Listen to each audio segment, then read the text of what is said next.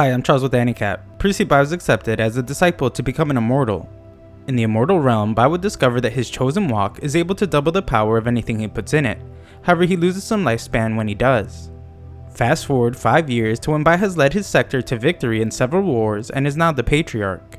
After taking the Sky River Court's place in the middle stream, Bai participates in a trial for his sector. He makes it to the second stage but is all alone and is targeted by the other teams.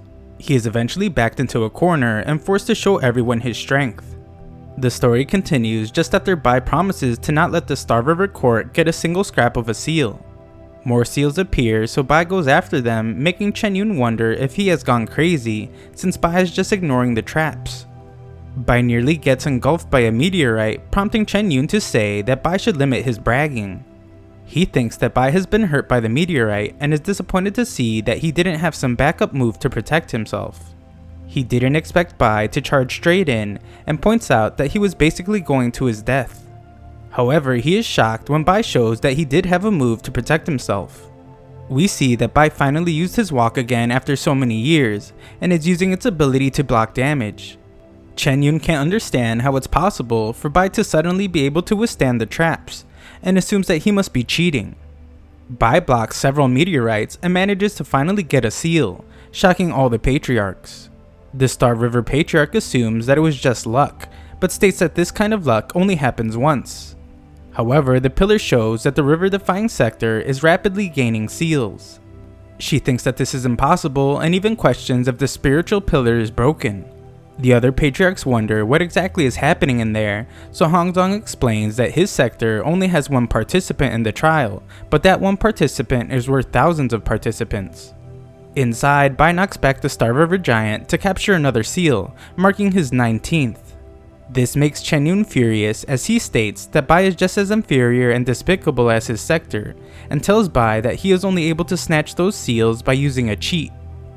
Bai is furious as well and tells Chen Yun that as for the rest of the seals, he will have no right to even take them. Chen Yun then tries to call out every seal he sees so that his team can go after it, but Bai just grabs each one before they have the chance. The seals are disappearing before Chen Yun's eyes, and Bai has to explain that they are all with him. Chen Yun's team explains that Bai has gone further in and there's no way for them to stop him. Chen Yun is too angry for words, and Bai states that it can also be distressing to have too many seals, but he can only blame himself for being too outstanding. The Pinnacle River leader states that an entire group of people couldn't stop one person, and she calls the Star River Court useless. Chen Yun promises to go after her after he deals with Bai, and tells everyone on his team to change their giant's target to Bai, since he is now their only target. Bai then fights with the giant for a moment, but it's extremely powerful, so Bai runs and gets an idea. He has it follow him and makes the giant attack the Pinnacle River skull. This upsets the Pinnacle River leader, so Chen Yun has to explain to her that it was an accident. He tells her that the ruthless Bai doesn't just intend to steal all of the Star River Court seals, but he's also eyeing the Pinnacle River Court seals now. The Pinnacle leader refuses to listen, and Bai just calmly watches as they argue with each other. The Pinnacle leader can't let go of the fact that their skull was attacked by them, but Chen Yun explains that it all started with Bai. He says that there is a limited number of seals, and if they let him continue to cheat, then they will all surely lose. They continue to argue about who is stronger and eventually agree on a bet to see who will kill Bai first. They decide that the loser will have to address the winner as father, and they begin going after Bai. Bai doesn't want to be involved in their argument, but they point out that he is the main culprit. A Dao River disciple wonders if they should be doing something about the others, but their leader tells them to pay no attention. They are just a good-for-nothing bunch and they should focus on strengthening the Dao River Court's superiority. The leader is then shocked to see Bai actually go in further without taking the slightest damage, and assumes he must have some unusual method. He fears that it might become a disaster for them and decides that they need to drive Bai out. They attack with the Dao Giant, and Bai realizes that they finally can't restrain themselves from attacking him. This isn't good, as Bai points out that the attacks will greatly drain his walk's spiritual power, and it won't last for much longer. His attackers realize that they can't capture him at all, and wonder what they should do. They know that ordinary traps are useless on him, but the Dao leader tells them to follow their attack by surrounding him. Things are looking bad for Bai, but luckily he prepared something in advance. Just then, Bai's trap is set off and his enemies are covered by his elixir smoke. All his enemies lose their minds because of the effects of his elixir, and he goes on to collect several more seals. They can't even control their summoned beings anymore, and Bai goes on to capture 29 seals. They manage to use an ability to clear the smoke, and the Dao leader explains that it's just some miasma that confounds people's thoughts. He explains that it doesn't matter though, since there's no need to attack anymore. They have achieved their objective already because up ahead is the forbidden region of death.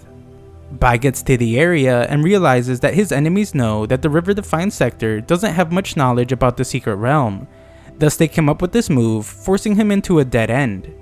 Bai struggles greatly as he fights back powerful lightning strikes, and Nian explains that the traps in the forbidden region are 100 times stronger, so Bai has no hope of surviving. Bai continues to struggle and realizes that his walk's spiritual energy is running out, so he must find another way out. Bai then uses his heaven-reaching eyes of the law. He wonders why there is another barrier deep inside the area, and thinks that there might be something strange there. Bai is certain that if he retreats, he will be surrounded and attacked by the three courts anyway. He tells Tian to get ready, and as father and son, they will take a chance on their luck. They are running out of time as the lightning is starting to destroy his walk, so the two jump towards the barrier. Everyone is shocked to see him make this leap, and Bai's walk is destroyed, leaving them completely vulnerable to the lightning trap. Bai yells as they are simultaneously attacked, and Bai wakes up after blacking out. He is glad to see that Tian is there with him, and shocked when the rock they are standing on reveals itself. Bai realizes that things are exactly as he guessed. The traps are just a diversion, and this last barrier is also the ultimate test of the trial. Bai asks who it was that was able to remain in a death trap without any fear, and gave everything he had. He asks who reached the foot of the mountain of seals and found a shortcut to victory. He states that it was his outstanding self that is to blame. Bai admires the wonderful scenery, but points out that his enemies can't appreciate it, and they can only watch in awe of him. Bai antagonizes them further by pointing out how none of them have ever touched the mountain of seals before, and he asks if they want to know what's inside it. He explains that all the seals flew out from there, and there might be countless more waiting for him. The disciples can barely hear what he is saying since he is so far away. They think that he said something like they have never touched his butt before, and he wants to show them the countless treasures he has hidden. The leader refuses to be humiliated and promises to kill Bai.